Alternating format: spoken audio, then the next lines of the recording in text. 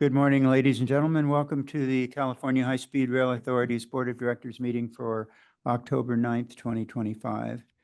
If we can start by asking the secretary to call the roll. Director Schenk. Here. Chair Richards. Here. Director Camacho. Here. Vice Chair Miller. Director Perea. Here. Director Escutia. Director Williams. Here. Director Worth. Assemblymember Carrillo. Senator Gonzalez. Mr. Chairman, we have a quorum. Thank you. And ladies and gentlemen and colleagues, you heard a new name on our board. Jeff Worth joins the board, and we welcome him. He is an appointment of Governor Newsom. We could be not any more thrilled to have him than I can say to right with that. Jeff is from the Los Angeles area. His company owns and controls about 8 million square feet of commercial space in Southern California, primarily the LA area. I think his office is headquartered in Santa Monica. And one other thing of note that touches me really closely personally is he's been a leader of LA Children's Hospital for 20-some years and has done amazing things that you can read about. But Jeff, thank you very much for joining us and taking the call, although I know you can't escape it when it comes from the governor. So anyway, welcome aboard. I also have asked Jeff to join with Ernie Camacho on our construction subcommittee. With that, Mr. Chairman? Mr. Chairman? Yes. Sorry, apologies. When I called the roll, I forgot to get Director Cohen. So I just wanted for the record, Director Cohen? I saw her on the screen a few minutes ago. Yeah. She's on mute. Yeah. But we can see she's here. Yeah. Well, Yeah, when it, we when can- it, yeah. Yeah, Mark. Great. Yeah. Thank you. Apologies for that. All right. Thank you. Well, why don't we start this outright, and we'll have the Pledge of Allegiance, and then we're going to ask our new board member to lead us in the pledge.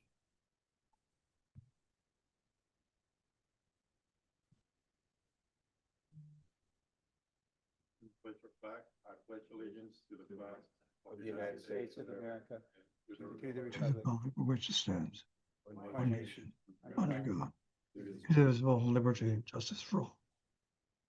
Thank you.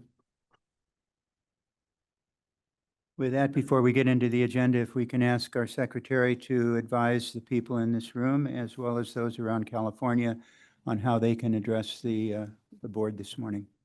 Thank you, Mr. Chairman. Good morning, everyone. Before we begin public comment for the California High-Speed Rail Board of Directors meeting, I would like to review some important information. For members of the public who have joined us in person and wish to provide public comment, you will be called in the order we received your card. If you are joining the meeting via Zoom and wish to provide public comment, please use the raise your hand feature located at the bottom of the app. Speakers will be called on in the order their hands are raised. Once you are in the queue and your name is called, please click the prompt on your screen to allow your microphone to be unmuted. If we have any callers joining by phone, I will give instructions on how you may make public comment following the Zoom participants. All speakers will be given 2 minutes to speak. I will remind you when you have 15 seconds remaining. When it is your turn to speak, please slowly and clearly say your first and last name, and if applicable, please state the organization you are representing. Okay, first up will be Mayor Matt Serrato. He will be followed by Frank Quintero.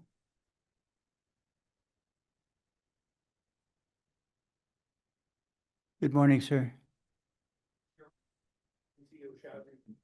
Morning. You might have to stand a little bit close to that very low microphone, but we'd appreciate it. Good morning, Chair Richards. Good morning, CEO Shaka. Good morning, directors. Good morning, Senator Carrillo. My name is Matt Serrato. I'm the mayor of the city of Merced. We want to thank you first for coming and meeting with us back on September 5th. A number of members from the authority came. Really appreciate the work and the partnership. We've had a go now.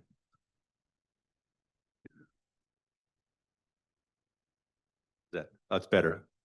Sounds good. Want me to start again or? No, we're good. Thank you. Take three. Thank No. you. Again, wanted to thank everybody for coming.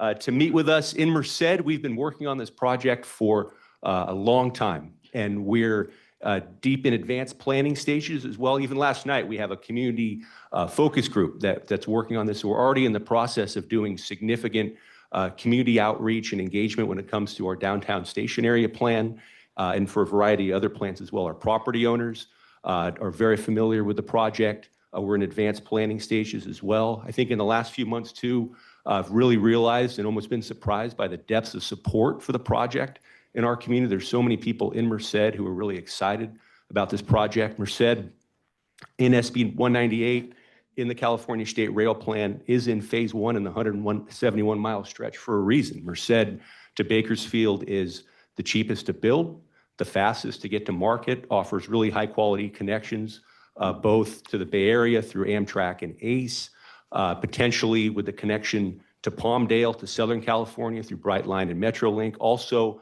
up to Yosemite via buses as well. And then Amtrak 2 is starting service soon from Merced to San Jose with their Route 40. So offers all kinds of different great connections. Merced, as other Central Valley cities, is very fast growing. Just in the last 5 years, our population has grown 16.6% compared to roughly a 0.5% growth statewide. So very fast growing. What high-speed rail does is it allows us to grow right. You look at what these cities are now, cities like Fresno, cities like Merced, all up and down the valley. These cities are growing fast. And what high-speed rail does is it allows us to build that infrastructure, put that infrastructure in now, so that 20, 30, 40, 50 years down the line, we've grown right. We've grown in a smart way. We've grown in a way that's transit-oriented, that reduces sprawl, and really provides a great standard of living for our community and a great way to travel. We all know going up and down all the freeways in California. I think Californians drive 340 billion miles a year, but those freeways are busy and clogged. And it's no different up and down I-5, no different up and down 99. And providing that high-speed rail spine, and especially with those great connections, really promotes an incredible statewide transportation network, and we're really excited to be a part of it. So we're committed to being great partners. We've done everything we've could over the last few years. And again, we know it's a lot of work. We know how hard your job is. We see it on our end as well too. But again, here in the city of Merced, we're committed to maintaining that partnership and remaining good partners. So I want to thank you all for the great work and the difficult work that you do. Thank you. Mr. Mayor, Yes. first of all, on behalf of everybody on this board, thank you for coming this morning. Secondly, you've heard the apology before, but our apologies for having not addressed the amended PUR project update report with you and the members of your team in Merced prior to its having found its way to the public. But I promise you that will not happen again. Secondly, your being here is very meaningful to us. And for those of us who have been on the board for some period of time, there is not a stronger partner and a more committed partner to this project than has been your city. So thank you very much for coming. And we'll look forward to a continued working relationship with the city of Merced and your people. No, thank you, Tom. Thank you very much. We appreciate that. And you guys, Thank you. we've enjoyed. Well, I just want to say thank you for being here. And can we take you on the road up and down the state? Because your enthusiasm is just infectious and wonderful. Love to. No, we've been, you guys, and every time there's been multiple town hall meetings in Merced, and the community comes out and everybody's really excited about it. Okay. They really are. And just these last couple of weeks too, just seeing how much people are excited for this. So again, thank you. Thank Good you, to see you sir. again, Tom. Thank you. Thank you, Lynn. Next up, Frank Quintero, followed by David Schwagel.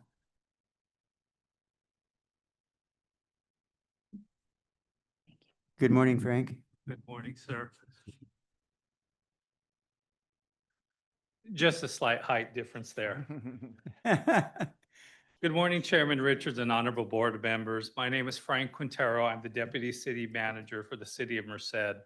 On August 28th, I approached the board concerning Merced being resequenced from phase one of the high-speed rail construction plan, and as Chair Richards addressed, the lack of communication.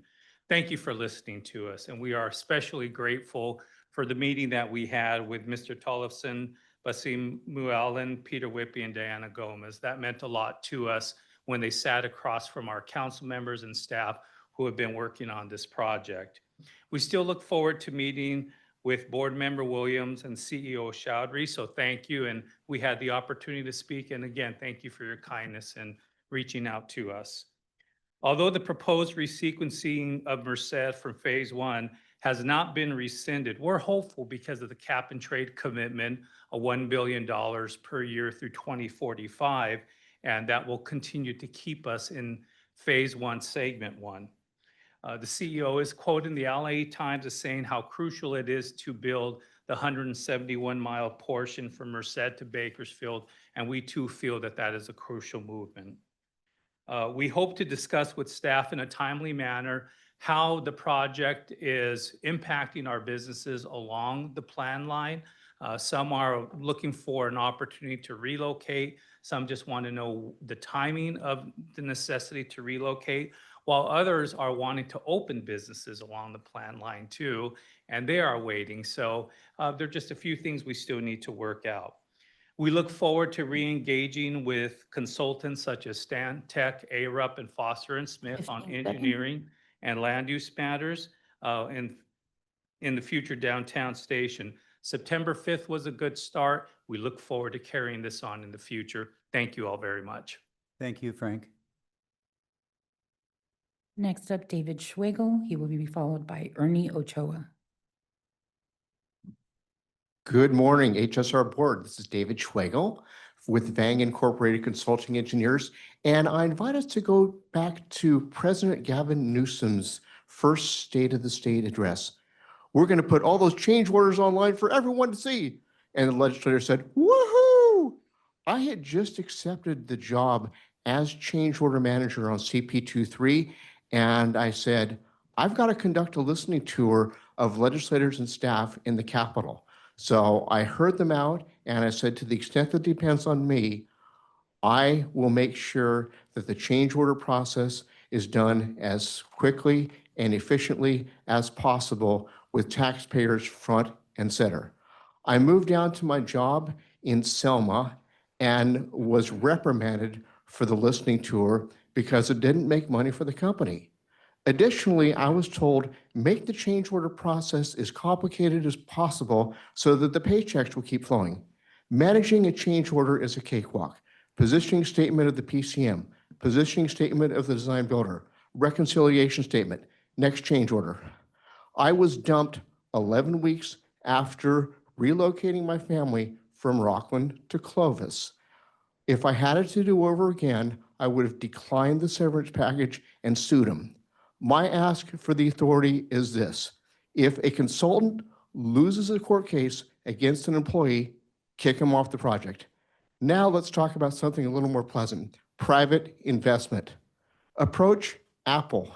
They have a spaceship in Cupertino, and let them know that Microsoft is dumping a whole bunch of money into Cascadia up in the Pacific Northwest, and we can bring your corporate headquarters within 15 45 seconds. minutes of your operations in Elk Grove. And that's going to be your key to the capital city of the world's fourth largest economy.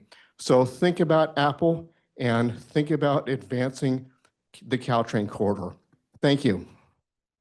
Thank you. Ernie Camacho is up after, followed by Robert Dilena. Good morning. Good I morning. also took the 2-hour drive to be here today. Thank you for allowing me to speak, Chair Chowdhury and the rest of the board. I am here today speaking to you all as a longtime concerned community member of Merced County. I'm also a longtime commercial agent in the area and an elected official. I serve on the Merced Community College Board of Trustees. I want to make it clear to you all today that the community of Merced has lately felt blindsided by the new proposed changes to the high-speed rail route. And it's been a lot of years of delays and a lot of years of disappointment. And as you all probably already know, we are a community that's very, very underserved. We are a low-income community. We are predominantly a Latino community, and we have been underrepresented by the state for many, many years. We are a community that can't afford to lose our momentum, especially now that we have UC Merced in our backyard. Our community desperately needs more opportunities such as high-speed rail. And high-speed rail to us is the ticket, no pun intended. As a commercial agent, I speak to many members of our community and investors, developers that come from outside of our community that have made plans and plan to invest millions of dollars in Merced. All of this capital has been based on the fact that the downtown high-speed rail 15 station seconds. is coming sooner than later.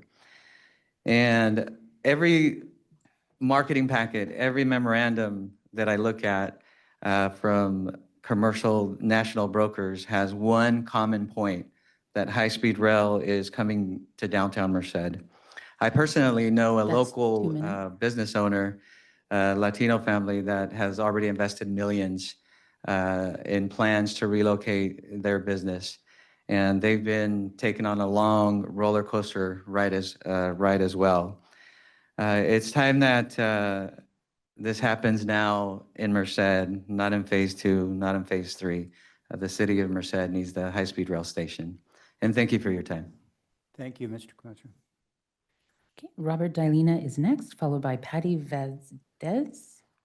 Patty, I apologize. Good morning. Good morning. So my name's Robert DeLine. I'm a business owner in Merced, actively engaged in the community. I serve in a number of community-based organizations, everything from the board of the hospital, board of the chamber, downtown theater association, and so on and so forth. I can tell you every one of them is devastated to see what came out in the latest plan, a proposed possible resequencing of Merced. As was mentioned, we have some momentum finally. This is an underserved, disinvested community that has not received their due investments from the state historically. Aside from all the logical reasons why Merced should be included, including brand new UC state facility, we have Yosemite Park. It's a global treasure right in our backyard as well. We're known as the gateway to Yosemite. We have the only true multimodal station in the entire system with 5 different connections and an airport within 5 miles. Business has definitely been stifled in downtown. Downtown is looking rough. People don't know what to do. They don't know when it's coming and when to invest, when not to invest. The biggest drawdown has been the lack of investment because people don't know what's happening. For us, it's not enough to just not resequence. This partnership, because Merced has been vocally very for the rail, this partnership has become to feel almost abusive. You may recall, many of you were not here, staff, you definitely were not here in 2016 when a similar rearrangement was proposed that removed the Merced station and the Merced leg. We had to come out in force to show how important this was to us and how we wanted to remain a partner. And yet here we are 9 years later, going through the exact same thing again. It feels like being stabbed in the back by your best friend, right? We're very, very for high-speed rail. We'd love to go on a road show and talk about how great it is and what it means to us. But it just doesn't feel good to be blindsided like this for a second time in just a decade. Anyways, if we need to, we can come and show up in force and show you again just how important this is to our community. But being resequenced out of phase 1 is just a non-starter for us. Thank you. Thank you. Next up, Patty Vestas, followed by Parwinder Upal. Good My morning. name is Patty Vasquez, citizen of Merced as well, and realtor. I'm here on behalf of the Hispanic community as a daughter of Hispanics. I feel like the Merced community has been let down over and over by Sacramento. We finally got some momentum going with the UC, creating opportunities, growth, job and education, as well as housing for our community.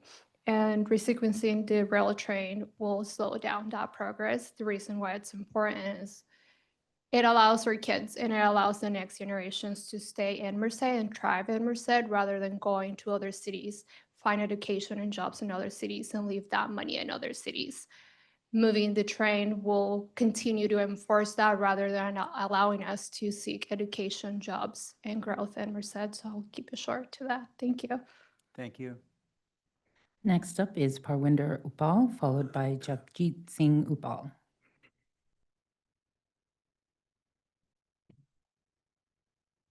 Hi, my name is Parwinder Upal. I'm a resident of the city of Livingston within Merced County. I'd honestly just like to speak from the perspective of a recent college grad who attended the University of Irvine, California. Our great students throughout the Valley attend colleges all across the state, including, especially in our Fresno campuses, Sacramento campuses, down to Bakersfield and all the way down to SoCal as well. And the same is true now for students from across our state who are flocking to our new and improved UC Merced campus. Honestly, for me, with the initial expected completion date of 2020, without ever looking into the project, I was super excited. That would have been right in the middle of my college career to be able to utilize the high-speed train. It would have fundamentally transformed the way students like myself are consistently going to and from college campuses across the state. And the only major alternative for students who aren't driving themselves is the Amtrak system, which while I'm grateful for the regular rail system, it wouldn't come close to the potential, just the efficiency of a high-speed rail system. It would be just transformative. It would greatly open up accessibility, I think, for students all across our valley to attend the colleges across the state that they feel would be best for them, rather than limiting themselves due to geographic constrictions, and spurring economic growth going into the future. And in general, I'm a big believer in large infrastructure projects like high-speed rail connecting the major cities of our state. I think it's one of the amazing abilities that only our state agencies have the capacity to accomplish, and I would really love to see it come to fruition, including our Merced city station. Thank you. Next up is Japjit Singh Upal, followed by Keith Dunn.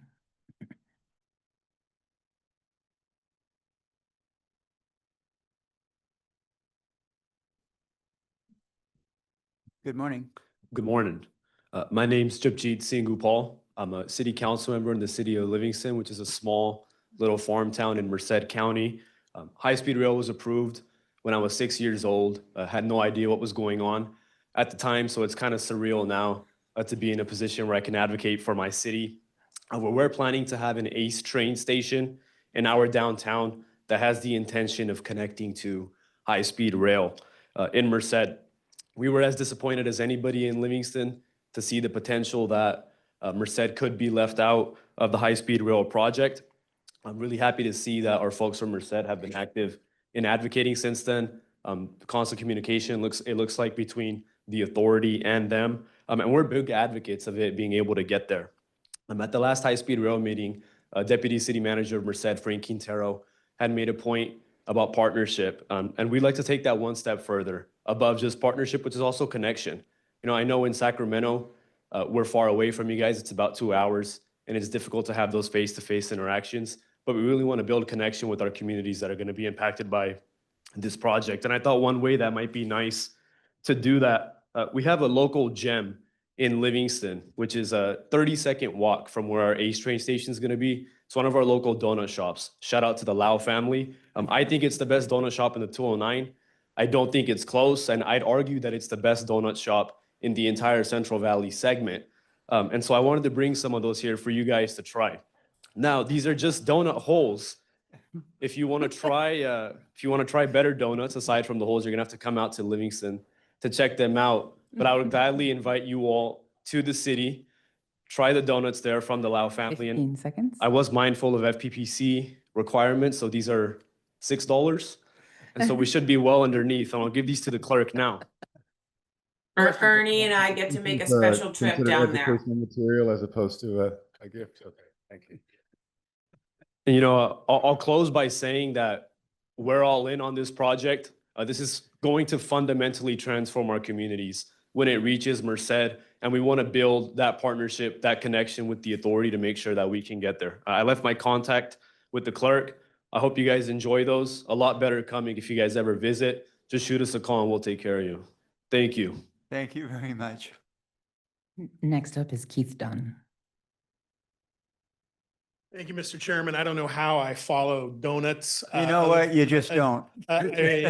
All I can suggest is that I partner with Assemblyman Carrillo and we commission a study to determine what the best donuts are in the 209, which will require board members to go down and try them.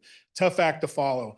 I want to start today, again, Keith Dunn here at State Building Construction Trades Council and others, to talk about a little bit of good news. And I'm going to talk about some of the comments that came earlier, but I want to commend especially Assemblymember Carrillo for his partnership with his colleagues in the Assembly and Senate, specifically Jackie Irwin, Assemblymember Irwin, and Senator Monique Lamone in passing and extending the cap and trade program, which provides some stability for this program. Over the years that I've been involved in this program, which go back quite a long way, longer than a decade before I was gray, there's been a lack of stability. We now have that. I want to commend CEO Chaudhry and his team because I saw in real time the interactions that they had not only with Assemblymember Carrillo, but also with the administration, the governor's office.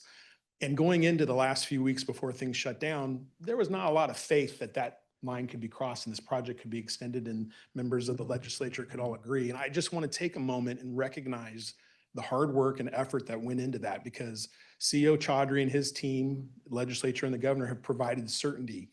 And what you're hearing today, and again, we need to do a better job and work with our cities in the Central Valley.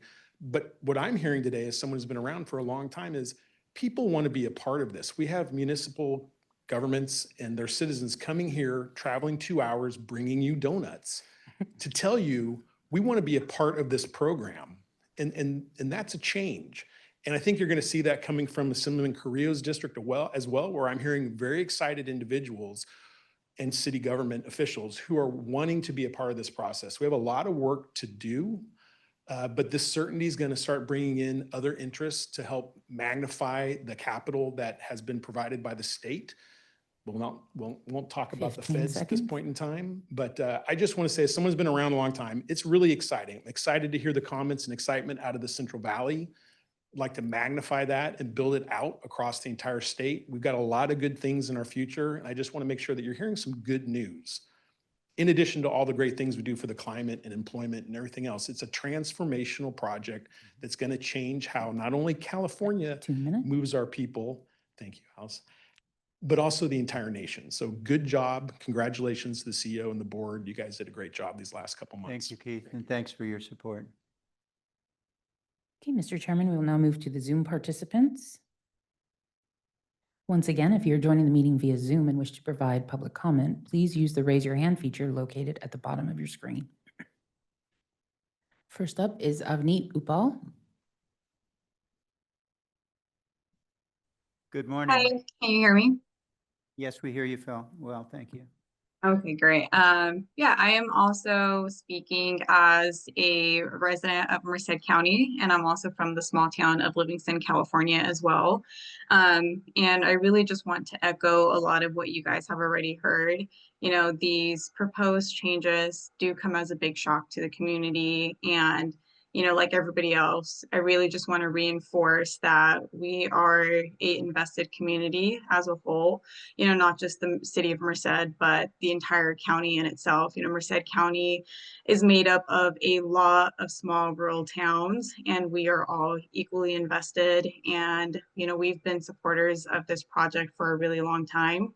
You know, I remember in 2016, I was a college freshman sitting in my California government class, and I had a really snobby professor talking down about this project and saying, you know, what a waste of infrastructure dollars it's going to be. And he was specifically referring to the idea that like, oh, more students would take this. And my brother actually spoke earlier, and I think he downplayed it a little bit. And I actually had a moment to speak to my class and said, well, you know, I have a sibling in that exact situation. From Livingston, we drive 20 minutes to Merced, put him on the Amtrak train, and from there, he gets to about Modesto and hops on to 3 to 4 different buses to finally get to LA, where then he would take an Uber to Irvine, you know, and it was a lot of stalking his location the entire time to make sure he was getting there safe. But, you know, aside from that, accessibility throughout California for those of us who do live in Merced County and these rural communities,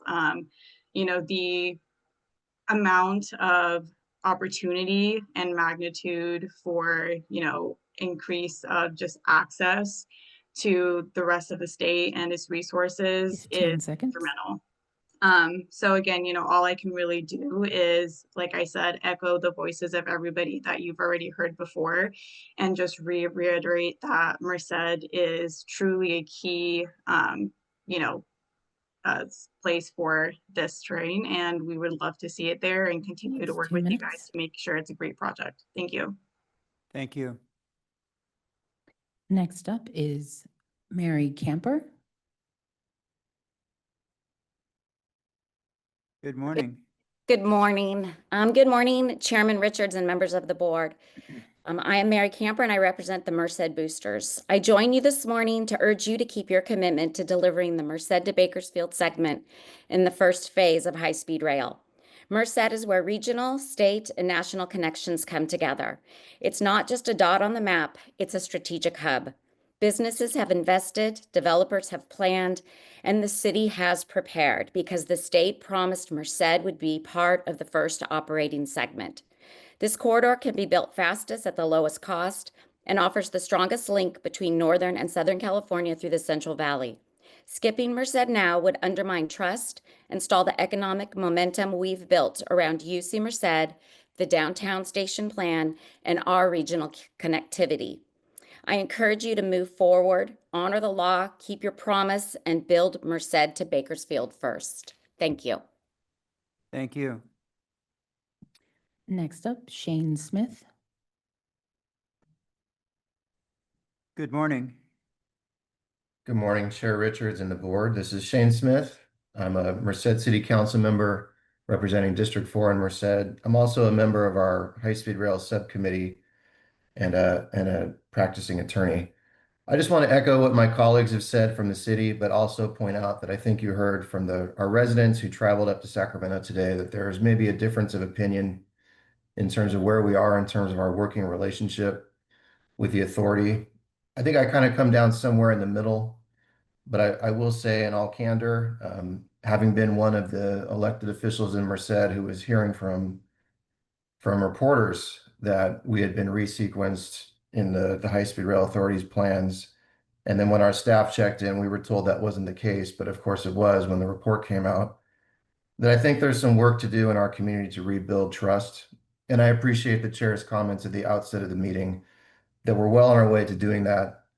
But I do think that the business community and our residents want to see that partnership actually come into effect in deeds. And I'll be looking to help facilitate that with all of my might and everything that I can do to do so. And look forward to our meeting with your team next week. And again, appearing at public comment in a month. So have a great and successful meeting, and I appreciate this time. Thank you, Mr. Councilmember. Mr. Chairman, we have no other attendees at this time that would like to provide public comment. All right.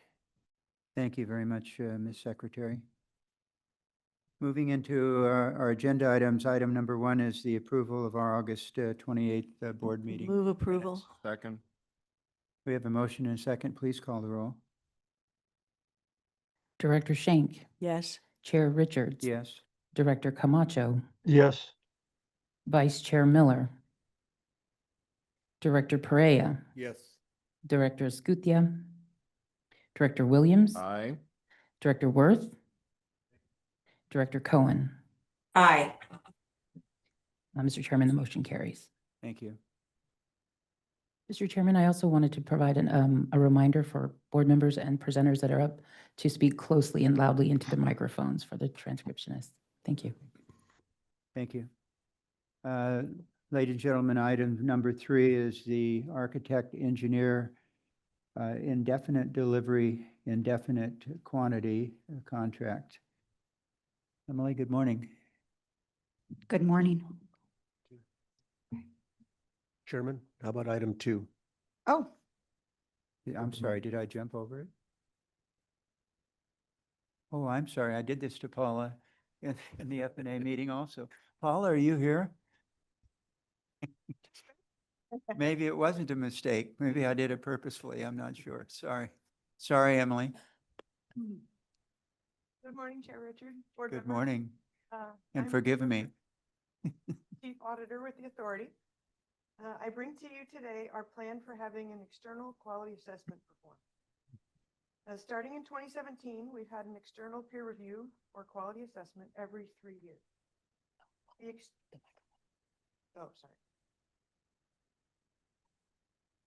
The external quality assessment evaluates our compliance with the elements of the audit standards for our office as a whole and for individual audit assignments. This morning, I'll provide a brief overview of the internal audit standards, provide background for your approval of our plan for an external quality assessment. Next slide, please. The audit office reports administratively to the chief executive officer and functionally to the board. We have 3 teams of auditors made up of an entry-level auditor, a working level associate auditor, and a lead auditor reporting to a senior manager. Next slide, please. We follow 2 sets of standards, generally accepted governmental auditing standards, or the Yellow Book. They're used for audits of federal funds, specifically the contract compliance audits that we perform. Peer review is required every 3 years, and they're issued by the GAO, Government Accountability Office. We also follow the Global Internal Audit Standards, or the Red Book. Those are used for performance audits, pre-award reviews, and other audit services that result in a report.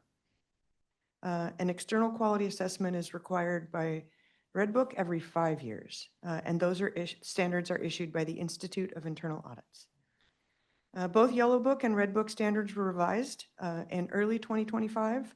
I brought a revised audit charter to you in January to comply with the elements that needed to be addressed in the charter. The changes were related to external quality assessments and internal quality assessments, audit committee reporting, and there's some additional documentation requirements. Next slide, please. I'd like to take this opportunity to walk you through, at a very high level, the global internal audit standards. There are 5 domains, 15 principles, and 52 standards. Each standard has a requirement, considerations for implementation, and examples of evidence of conformance. Next slide, please. This is a graphic that shows how the standards kind of layer. The first 2 domains cover all, and then the 3rd, 4th, and 5th domain are segmented. The first domain is the purpose of internal auditing. Internal auditing strengthens the organization's ability to create, protect, and sustain value by providing the board and management with independent, risk-based, objective assurance, advice, insight, and foresight. Next slide, please. The next domain is ethics and professionalism. And these are the 5 principles within ethics, and then we have the individual standards.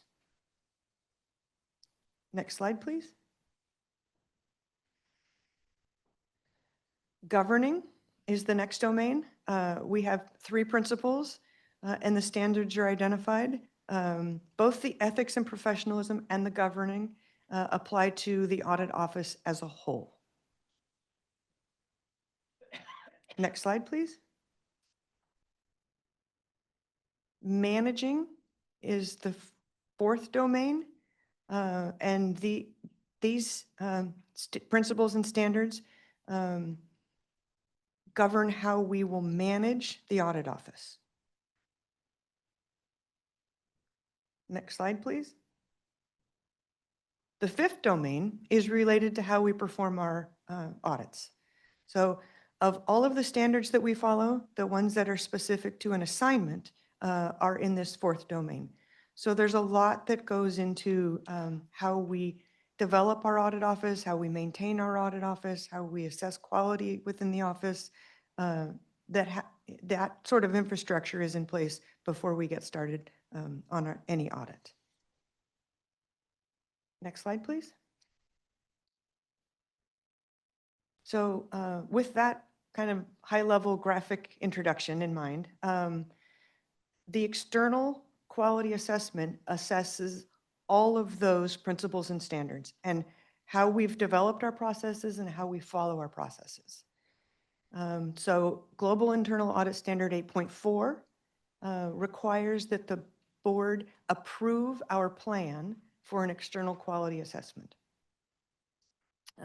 And that standard requires that it's performed once every 5 years. The Yellow Book standards require that if external peer review is performed every 3 years. And so we follow the more stringent of the standards within whichever standard applied to our office as a whole. Internal audit standards say the requirement can be met through a self-evaluation with independent validation, which is new in the revised standards this year. Our proposal is to continue with an external quality assessment every 3 years. And in addition, we propose the external assessment performed by an independent qualified assessment team instead of a self-evaluation. We feel there's value in having audit professionals within the state government evaluate our quality management systems. And we perform a self-assessment in the interim years when we're not having the external assessment.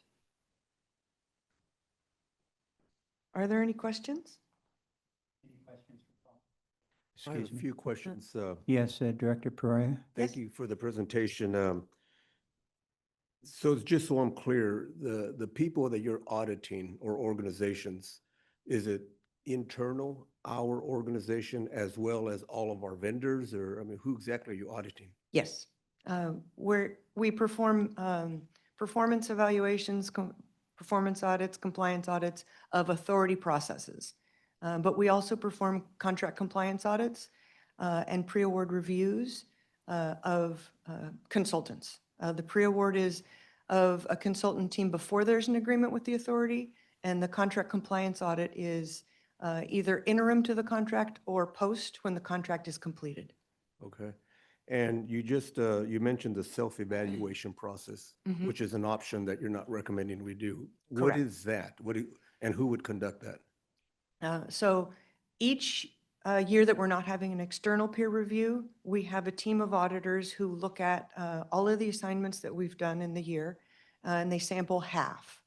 And they look to see that we followed all of the elements of the standards that we've included in our audit manual.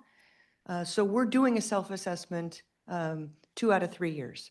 So the third year, I'm proposing an external evaluation. We could continue with that self-assessment in the third year.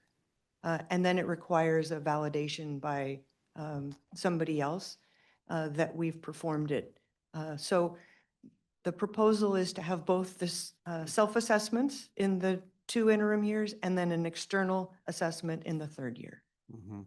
Okay, just so I'm clear, so the self-evaluation is something that the companies that we contract with would at some point in this process, they would conduct at their time and cost? No, I'm sorry, I wasn't clear. The auditors perform that self-assessment of the audit office. So we're auditing ourselves. Auditing ourselves, got it, okay. Okay, you know, the question I have, and it's a broader question, and I understand that this is something we have to do, we're required to do these audits, and it makes sense that we do. But from a functional operating standpoint, we have a lot of contractors out there, a lot of subs that they work on the margin a lot of times as they contract with the primes, as an example. Mhm. And I know we have an excellent record of paying our primes quickly. You know, I know it's gotten better, but we don't have as good a record, or the primes don't have as good a record as paying their subs on time. So, you know, they, like I say, they operate on the margins, and it's difficult for them sometimes to think it's a good idea to contract with us when they're dealing with that. Now we have the audits. I mean, they understand they have to do the audits, but when our audit teams go in, what I hear consistently is the amount of effort on their part that they have to do or perform to meet all of your requirements, and the cost to them in terms of time and money is very high. So I'm trying to figure out how to reconcile those two concepts of, yes, we have to do this, but we can't do it at the expense of small businesses who can't accept the burden or deal with the burden of that audit. So walk me through that. How do we deal with that? And if you just look at the last 2 or 3 years, how many audits have you conducted?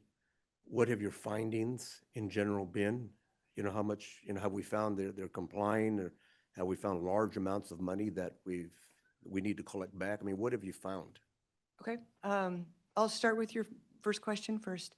The audit office has worked with the capital procurements team to set expectations for what would happen in an audit. So each time there's a meeting with the initial negotiation team, I advise them, the primes, that it's their responsibility to pay back any overbillings that are identified, and it's in their best interest to work with their subs to understand the systems the subs have in place to comply, and also to advise them the best way to comply. In addition, once a contract is executed, the small business team holds a kickoff meeting, and I present in a portion of that to let them know what to expect in an audit, where we identify our scope and objectives, where we have an initial meeting, what we will look at if we look at direct labor, what we will look at when there's so they're aware of the records we'll be looking at, they're aware of the processes that we'll be following, so that they can have their systems in place before an audit. When we conduct an audit, we have an auditor who's assigned to each sub, and we get as much information as we can ahead of time. We go out and we visit their offices so that it's not a back and forth over email and Teams whenever it's possible. We're in the field 3 to 5 days, and we can finish the majority of an audit in 3 to 5 days. There often are things to follow up. Hey, can you show us this check was paid? Those sort of things. We've done 4 audits this year, and in each case, well, as far as I can recollect, we've never spent more than 4 or 5 days in the field. And so we audited the Bake to Palm regional consultant contract, and we had $1.4 million of overpayments in that contract. We audited the LGA design services contract, and that was part of the what was in the Finance and Audit Committee this morning.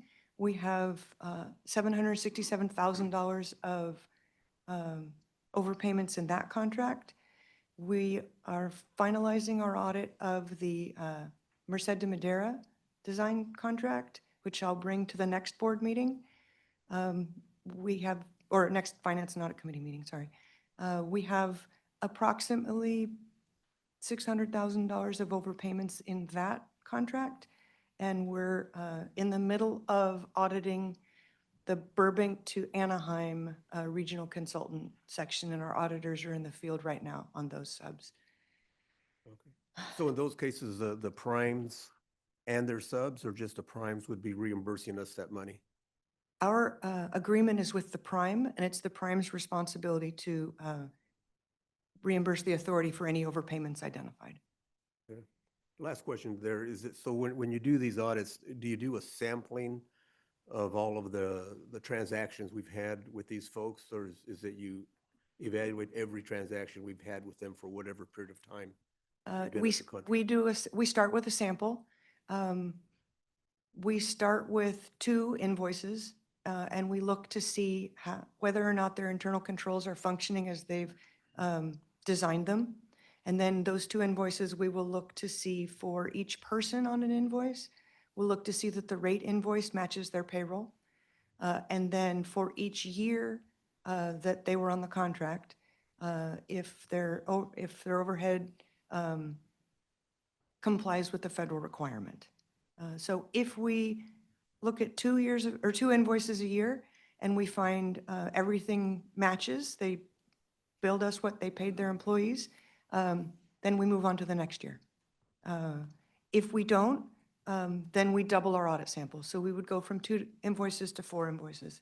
If we find the same problems, then we could double again, 4 to 8, but likely if we found 4 months of invoices where the indirect rate is incorrect or they've not paid their employees what they've billed the authority, then we'll look at the entire year. Okay, thank you. Sure. Thank you, Henry. Director Schenk? Well, first of all, Paula, as every year, I thank you for the stringent high standards that you maintain for us, for the authority. Just a quick question. Do you have the resources to do these audits? What are the challenges here doing the every 3 years? Thank you. We have the resources this year. As you know, for a long time, we had close to 50% vacancies. But in the last 5 years, we've been able to fill all our vacancies. We've been doing a number of these audits, so the staff is now fully trained. And so we are able to complete these audits in a shorter audit cycle. And we have all the resources we need for this year's audit plan. Thank you. Any other questions? I believe that with regards to the Finance and Audit Committee meeting, that the members of the committee are recommending approval to the board of the restrictions as described by Paula for moving forward with the standards by which the F&A, the finance, or internal, excuse me, the internal audit department operates. So with that, if there are no other questions, do we have a motion? Second. And please call the roll. Director Schenk? Yes. Chair Richards? Yes. Director Camacho? Yes. Director Perea? Yes. Director Williams? Aye. Worth? Yes. Director Cohen? Aye. Mr. Chairman, the motion carries. Thank you. Thank you very much, Paula. Thank you. Okay. Emily, this is phase 2 of today's workout. Good morning. Morning. Thank you, Chair Richards. Thank you, members of the board. Okay, I'm here today for, that might be too loud. I'm here today for an informational item regarding our indefinite delivery, indefinite quantity contract for architect and engineer services. Next slide. So I've spoken to the board before regarding our MATOC that was released last month on the market for our construction services. This is essentially a sister contract for the bench for the architect and engineer professional services. So we do plan to have multiple awards to several A&E firms from the single solicitation that further in the slides, I'll show what our current milestones look like. Just like the MATOC, having an IDIQ will allow us to procure things faster. It's more streamlined. Instead of going through significant evaluation board for each individual design service or anything that follows professional services, we're allowed to reduce that on the front end and have all of their qualifications in place. That way, we can do faster delivery, quicker performance, and also allows for better competition. Next slide. Ultimately, the solicitation award process, unlike the MATOC, the award for architect and engineer is based on their qualifications. So we will be requesting, we're going to be soliciting an RFQ that will include 2 pools, which will be one for minor works to include our small businesses and one for major works that will include the large. The minor works, we don't have a cap on the number of awardees we're looking to target. We are releasing an RFEI very shortly to get kind of a consensus of what the industry is willing to, how much of the industry is willing to participate. We do anticipate a cap on the large business pool at approximately 3, maybe 4 contractors at most. We do want at least 2 for a variety of work along with capacity purposes, but it'll likely be targeting 3 or 4. The pools will be evaluated separately, but they will follow the same evaluation criteria. The award will be based on the evaluation factors that we will post for our formal RFQ that will likely be releasing in early Q1 of 2026. And then price reasonableness, we always have, so architecture and engineer services are evaluated based on their qualifications. We will still evaluate price reasonableness prior to award along with at the task order level. All right, next slide. Kind of the awardee pools. The 2 pools, again, as I've said, will be a small business pool and a large business pool. The small business pool can include the small business, DBE, DVBE, and then MB as well. The scope of it is going to be services for including but not limited to utility relocations, surveying, right-of-way acquisitions, geotechnical investigations, construction contract administration, construction inspections, roadway engineering, specialty consulting, and advisory services.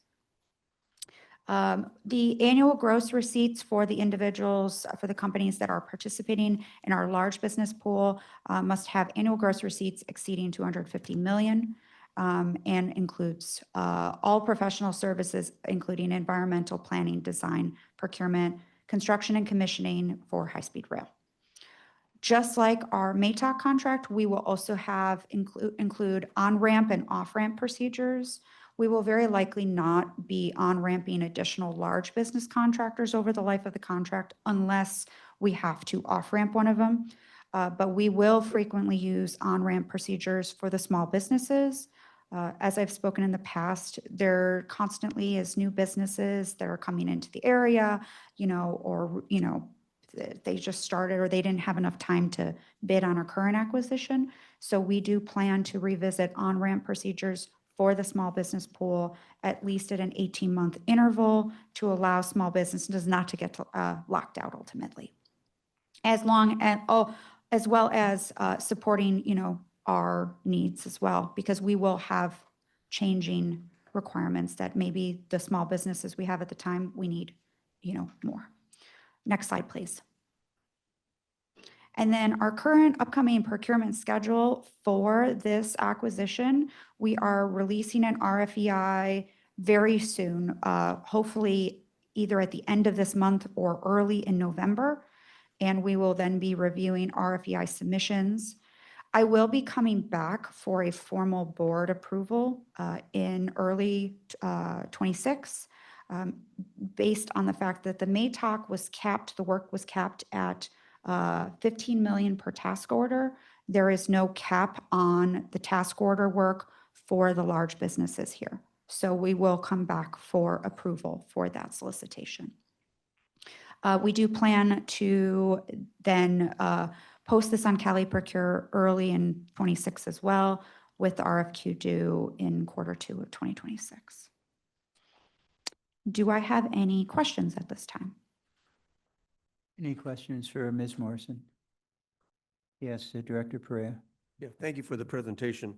Absolutely. And I would, again, want to compliment our CEO. I mean, this is fantastic that we're just moving a lot quicker now and getting things done.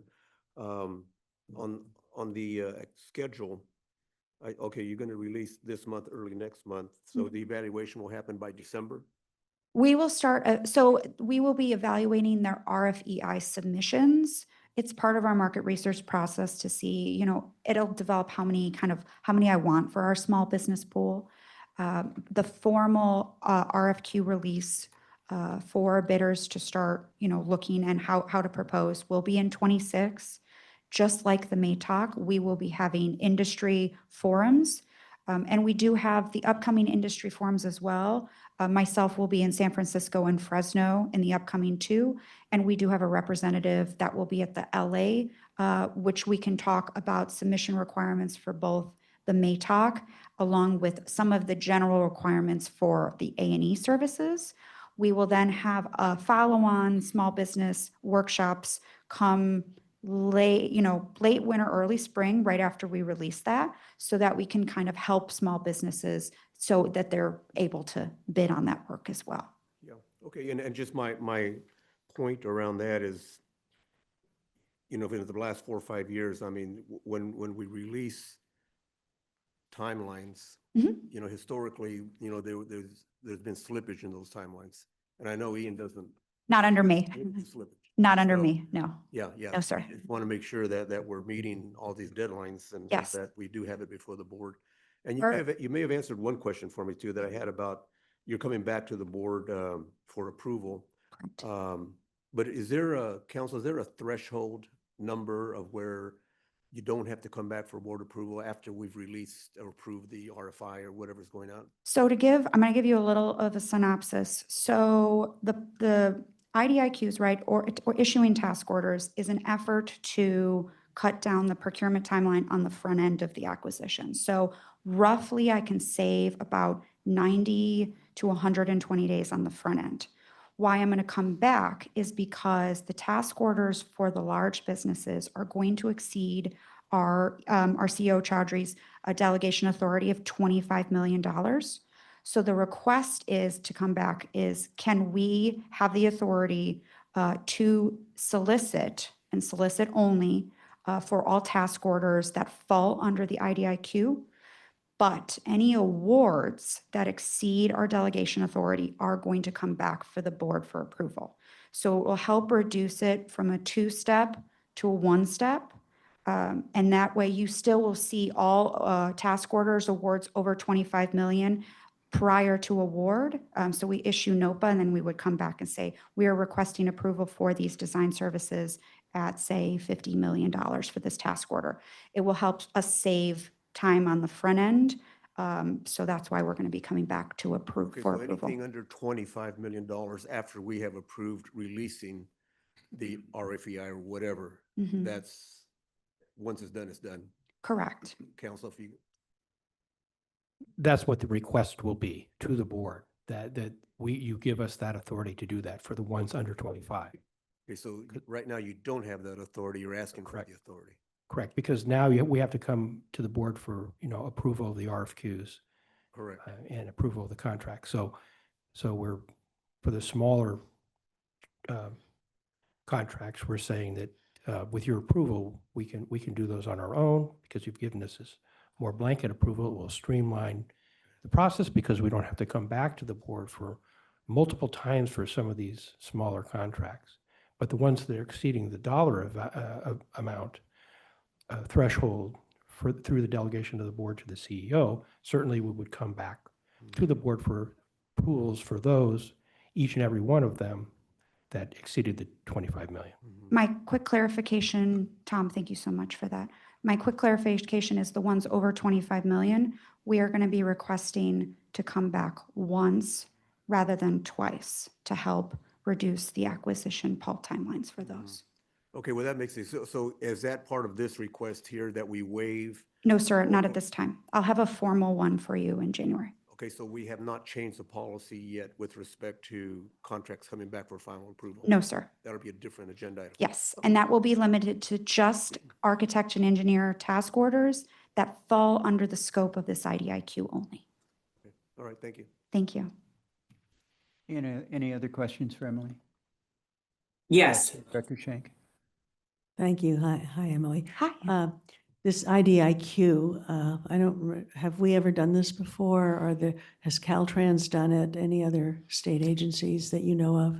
So the MATOC is the same thing. It's also an IDIQ. It's a contract type overall. So the release of the MATOC also followed the indefinite delivery, indefinite quantity contract type. My understanding is no, state of California has not had any IDIQs. The federal government has been doing IDIQs for, as far back as I can remember when we started learning on how to do these various contract types. IDIQs are the bread and butter contracting for the Department of Defense. Yeah. I'm glad we didn't do it before because I didn't remember that we did.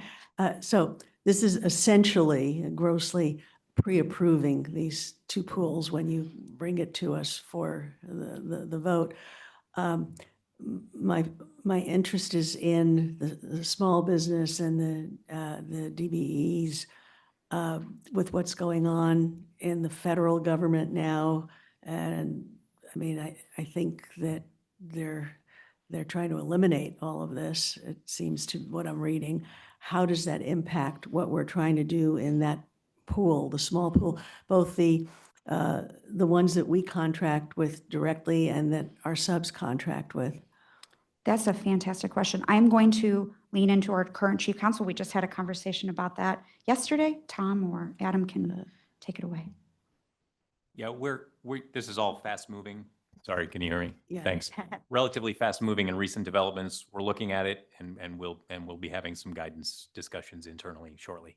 But that's all we've got on that right now. Okay. Yeah, but please keep us Absolutely. up to date. Absolutely. Even between meetings, as far as I'm concerned. Absolutely. As a very The- worried about the impact on small businesses here. Oh, go ahead. Yeah. And disadvantaged businesses and women-owned businesses. Yeah, yeah. And the procurement, from a procurement standpoint, we're going to keep moving forward and pressing with what we know is law for right now, and working with our chief counsel to make sure, as soon as we get an update, we will take that into consideration and then build that into our updated IDIQ. Thanks, Emily. Any other questions? Just one comment, the set aside that Lynn Shank was referring to is only as it relates to federal dollars, correct? Not. That is correct. If in fact it's state funded, then we have no concerns over what the feds do. That is correct. Thank you. And Emily, did I see you having a question a few minutes ago? Yes, thank you. First, thank you, Emily. I commend you and the team for these changes that it seems pretty promising for as far as financial and time efficiencies.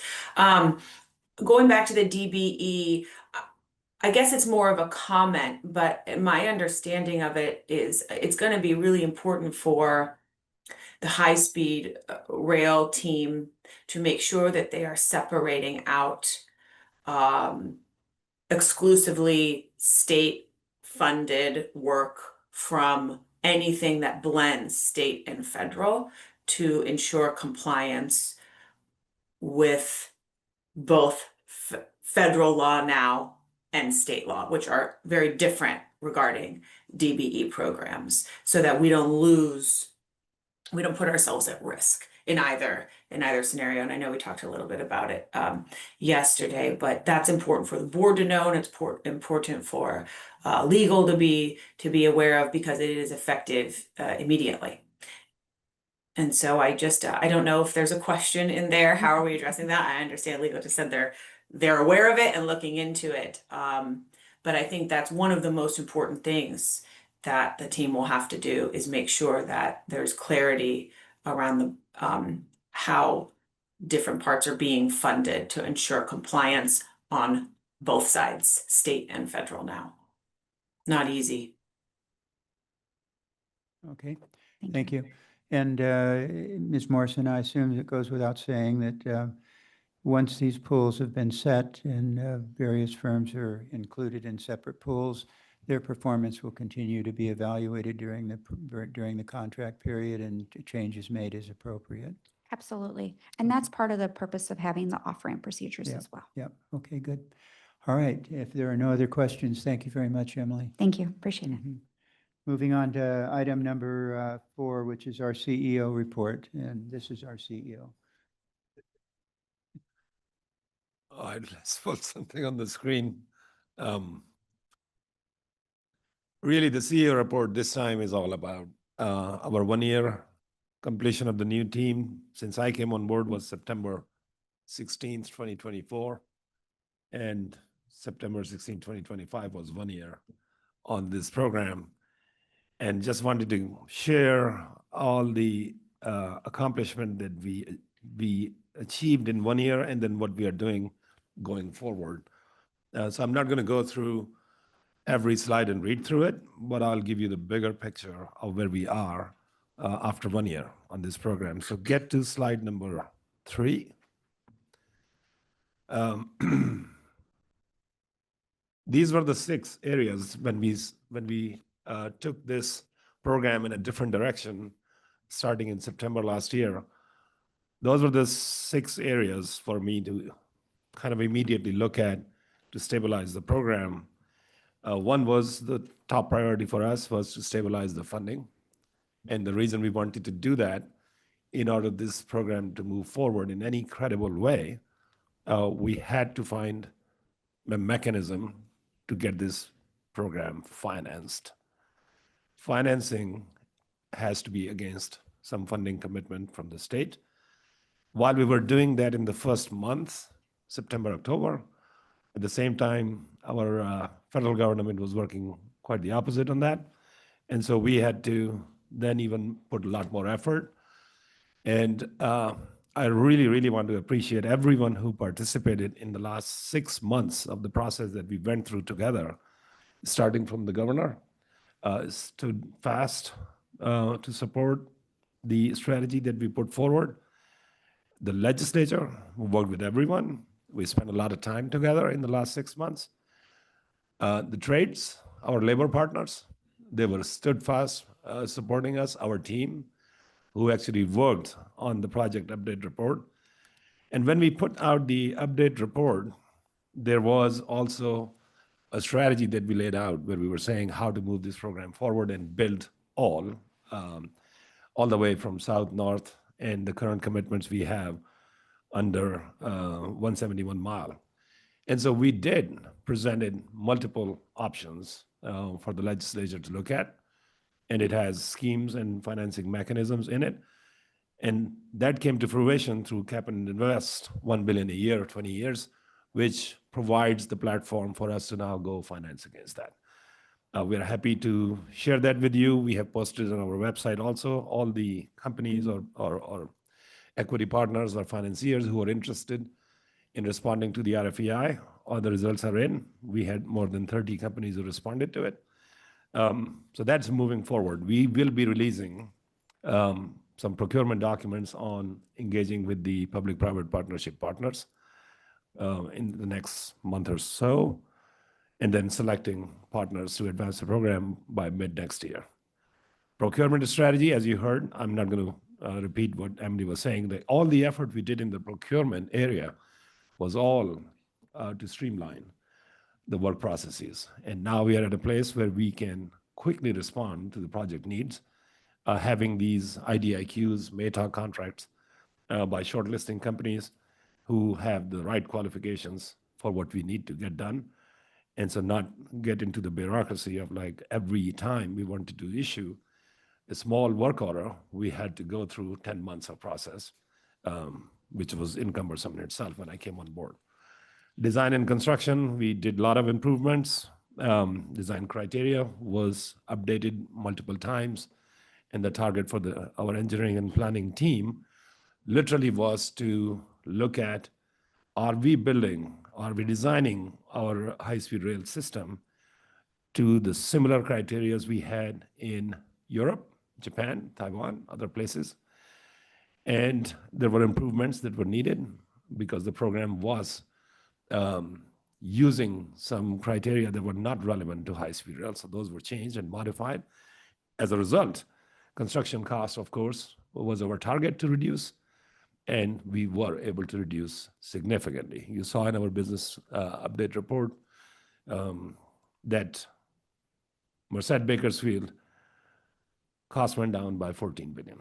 And so that was all the improvements we did in the design criteria. Organizational structure that we updated, well, the evidence is here. All our team leaders are the one who present and discuss with us in each department how they're improving processes and methodologies to actually optimize the cost for our program.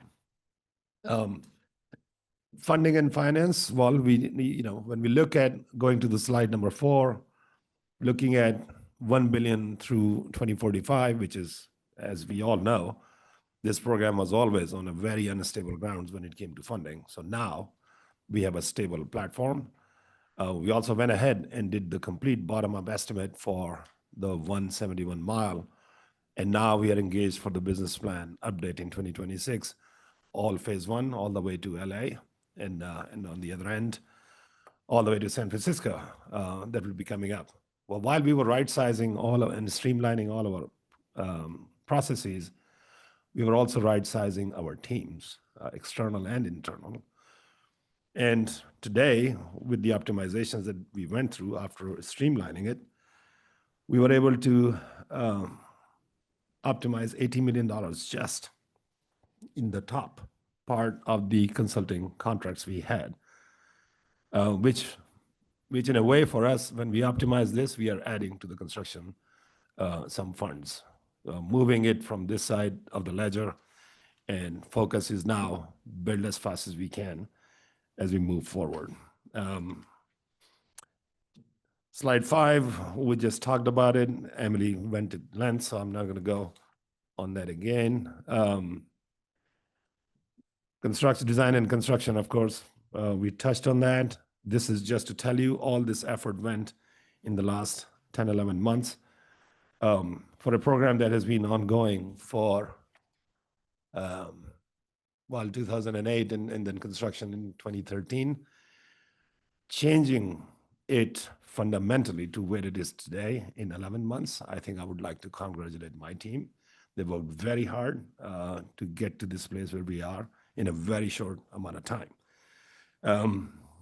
Going on slide 7, the new executive team that you see, and they come and present every time, they are the one actually moving this project forward in a very streamlined, scheduled, structured way. So dates matter. When we say, to your point, Director Brea, they do matter to my team. If we say we are going to be doing this to the public by that date, then the team is accountable for that. They're empowered for making all the right decisions, but they're also accountable because this has been an issue in the past. But the past is like behind us now at this point. Going to slide 8, briefly, we are going through full assessment of our existing contract package 1, 2, 3, 4. 4 is complete. When we are looking at the new contracts in the future, we will be looking at balancing risk between us, the industry, and also our partners who are working with us for design services or oversight services. We will be reforming the way we have been doing in the past versus how we will be doing the business in future. So there will be more news coming out on that in the coming weeks.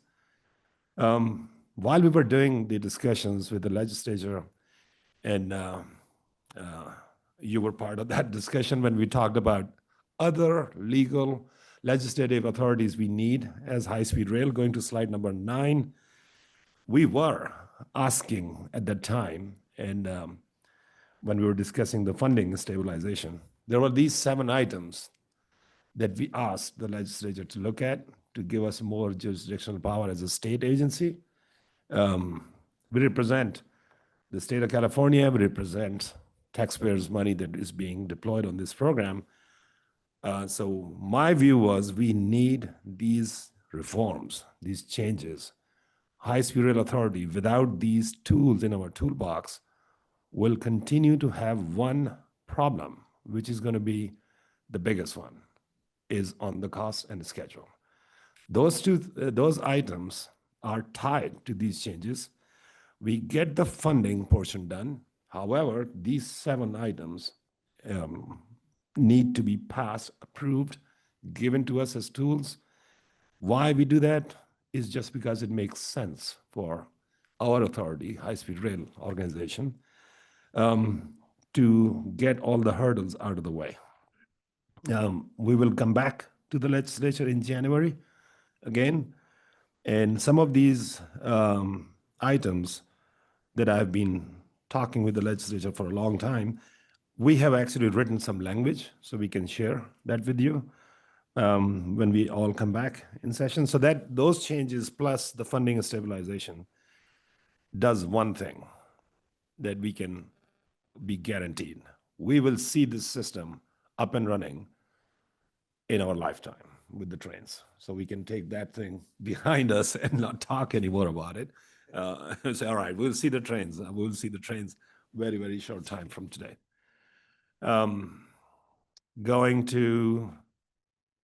I'll go straight to something important for us. We will be launching, this is slide 12. We'll be launching track and systems contract. When I was on the other side of the industry, that was the first procurement high-speed rail authority was doing. And I was not in this role that I have. That was back in 2014. Now we are launching it. So we did it very fast, but we know what we are doing. So I will like Brent and Emily to kind of talk about what is coming up. It's different than what was done before. We are kind of stabilizing the way we engage with the industry, and things that we are putting in this procurement are also with some innovative thinking on how we would like to secure a track builder, a contractor who knows how to lay tracks, a contractor in that group who know how to build the systems and technologies. But we're also being creative on what kind of pricing we need from them initially. So I will pass to both of you to talk what is included in this RFP, because this is one of the largest effort in the procurement this year that will go forward, which is very important for us in order to start laying tracks at some point next year. Go ahead. Yeah. Thank you. Thanks, CEO Charger. So we are going to be coming to the board for formal approval for our solicitation for our track and systems construction contract, which we have entitled TSCC. We will be going to the board in November. We were looking to release the procurement in December. The work is going to cover construction, installation, testing, commissioning of track, the overhead catenary system, the traction power, the train control, the telecommunications, and the SCADA systems. The RFP is going to include a lead contractor for the track and OCS, a designer for the traction power, train control, telecommunications, and SCADA systems, and an integrator responsible for the testing and commissioning. In addition, we are going to be looking for detailed pricing for the track and OCS construction work that we will be releasing in this RFP. I'm going to then lean into my colleague, Brent. Sure. Thanks, Emily. And that detailed pricing is available because of the work that's been done by the authority's designer on the track and OCS design. So we'll be in a position to actually get firm pricing for portions of that construction aspect for the project. The RFP will not include some other things. The new packaging approach is very deliberate to reflect where we are and where we are not in terms of level of project development and design.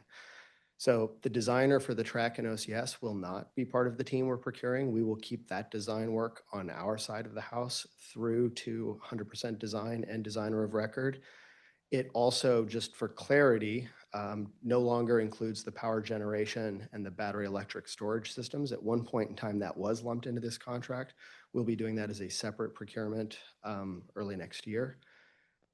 It does not initially, and this is the interesting part, I think, it does not initially include the OEMs, the equipment manufacturers for the traction power, the train control, and the comm systems. We think there is value in advancing design a little bit further on those elements with the selected team.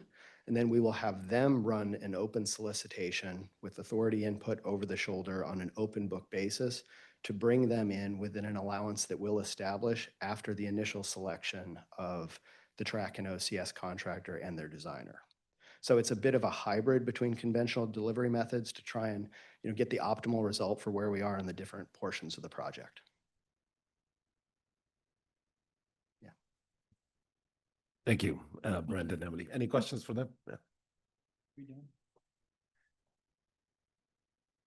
Any questions from? All right. Thank you very much. Thank you. All right.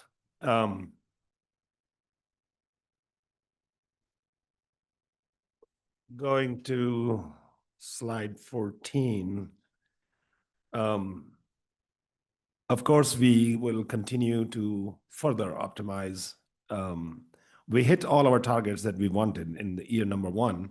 Now we're going to go forward with what we have to continue to build on the foundations that we established in the first year, meaning refine our organizational structure even further.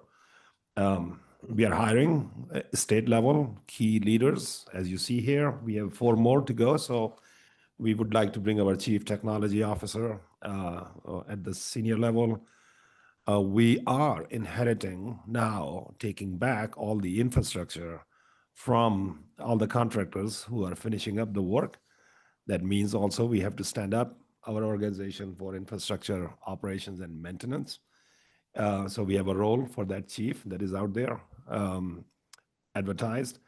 We need to build that in order for us to be moving from just a builder organization to be builder and operations organization, like we will end up being there. We are deploying a lot of technology to optimize some of our inspections and processes that we do, like for utility investigations. We are working with firms who bring a lot of advanced technologies for underground systems that we need to figure out how to avoid this issue of utility relocations we had for the last 10 years on this program. We are also separating, de-risking the program, looking at all the early works packaging. And we want industry to kind of know that we are not going to be blindly moving the risk to the contractor, knowing very well that they are not able to handle that, which is all relevant to acquisition of land.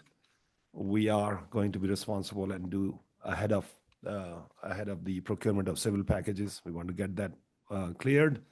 Utility relocation, we will do that as early work packages. Geotechnical investigations, the other risky part, that when we start talking about tunneling through the mountains and doing very, very high, tall bridges and viaducts, we would like to do all the geotech investigations in-house so we can share the information with the builders, which is normally the most risky part for them. And so why are we doing all that is just to bring cost certainty in the program and avoid the change orders that we went through in the past.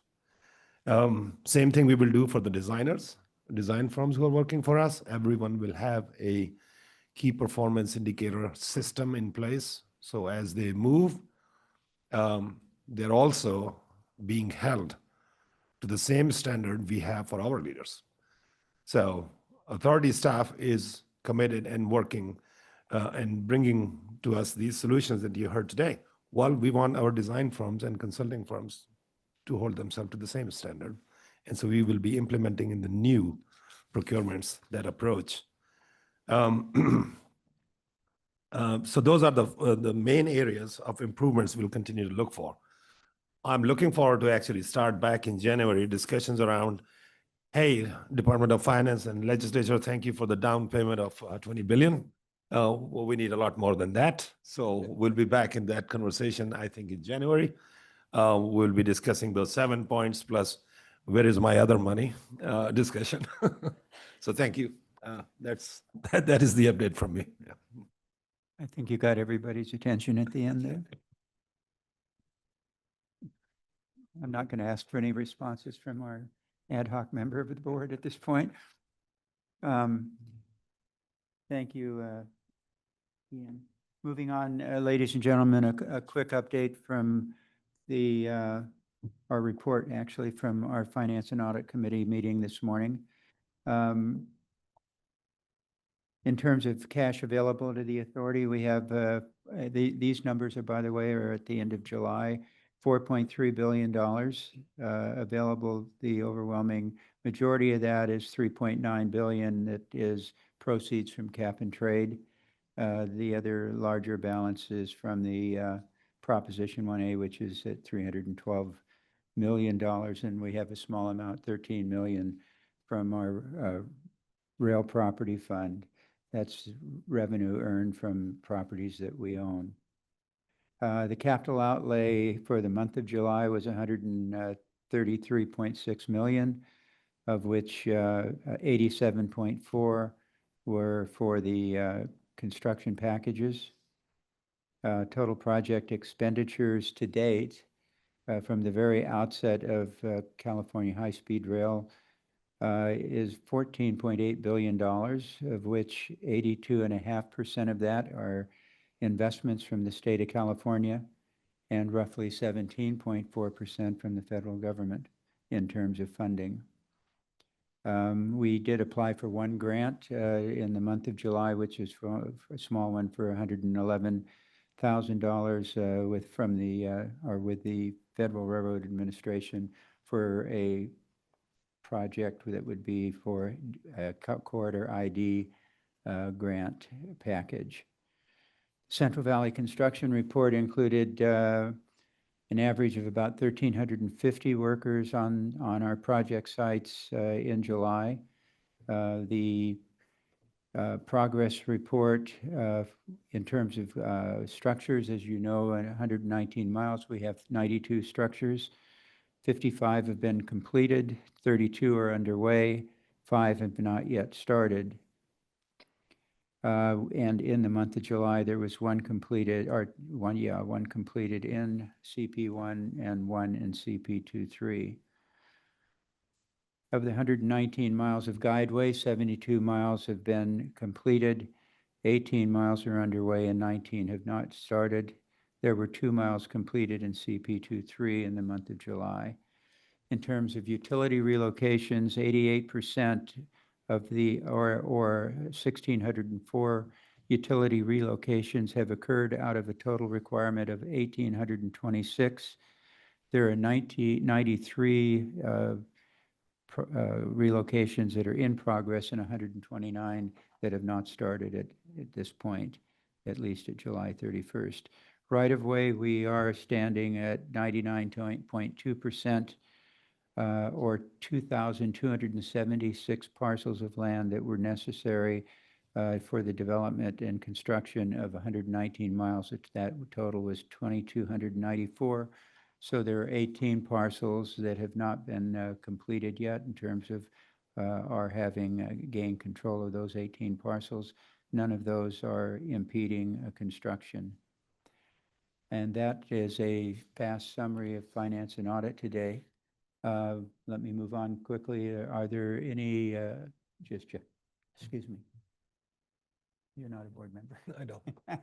But go ahead. I really wanted to thank the mayor and our friends from City of Merced. What I would like to share, I mean, we appreciate that you all came here and discussed with us some of the concerns you have. In response to that, I would like to share with you that we will come back to you and look at what other options are there for us to actually accelerate the construction towards Merced. And so I will be asking my engineering and planning team to take a deeper dive and look at that. And when I come back, when I go with you, Director Williams, we will share that with them.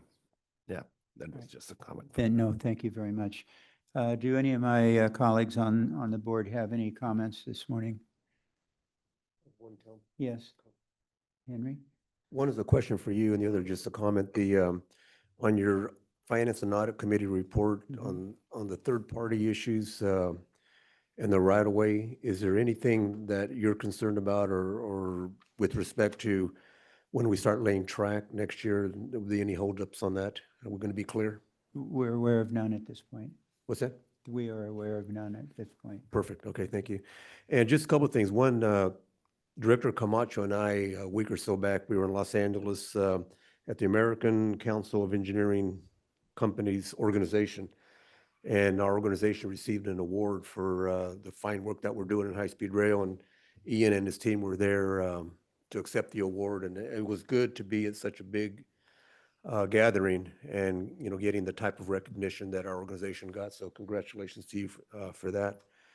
And I just wanted to, I think a comment made in public comment, but I want to reiterate here thanking you, Ian, and your team for all the fine work you've done in securing the money.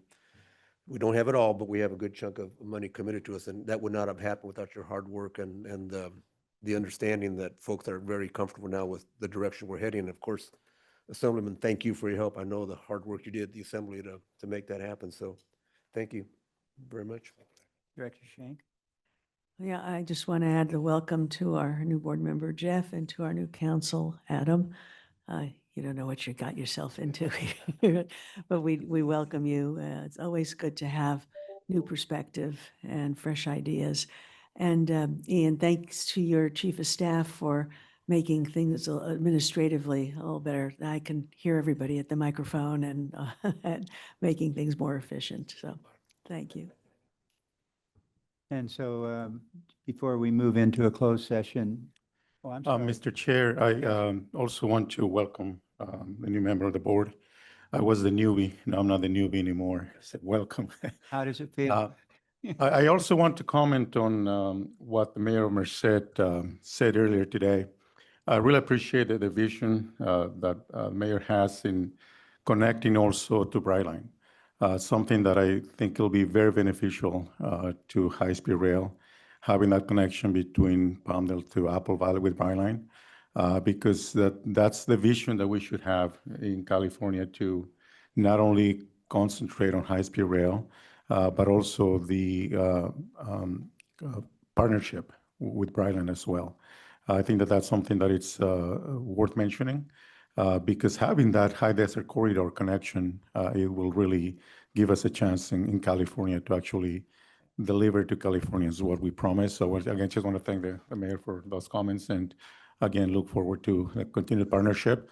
Legislature, as the CEO mentioned, looking forward to those conversations once we come back. And that's going to be here before we know it. January 5th is when we come back. So happy to start those conversations early so that we have a package prepared so that we can continue to support. Thank you for that. And we will work with you on that before January. Yeah. And I'm sure I speak for all of our members of the board. We appreciate the fact that you've made the time and are making the time to actually attend these board meetings. It's massively helpful for us and certainly inspires us to make sure that we don't disappoint anybody along the line. So thank you very much. Yeah, my commitment to participate as much as I can. Obviously, when there's session, it'll be limited time, but I plan on being here. Thank you. Every meeting. Thank you. Okay. And I also would say that it's been a year, I think, as of September the 16th. Sometime before that, I asked Director Williams to step in and lead the effort in finding a new CEO for our organization. As some of you may know, but certainly all the board members, we had well in excess of 100 applications. We had quite a large number of very qualified applicants. I am confident that we got the right guy.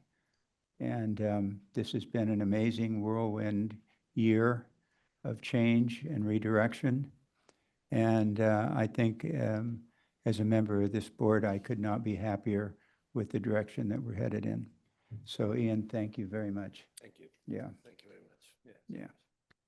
Anyway, ladies and gentlemen, we have, I hope, a short closed session today. I've got a yes from the attorney, so good. So we'll get back to you shortly. I would say certainly within 30 minutes, maybe 20 minutes, 15 and a half minutes, we'll be back. So, and let you know if there's anything to report out, but thank you for attending and we will see you shortly. Ladies and gentlemen, the closed session of the California High-Speed Rail Authority's Board of Directors is closed. We have nothing to report to the public. Thank you for joining us today. Meeting is now adjourned.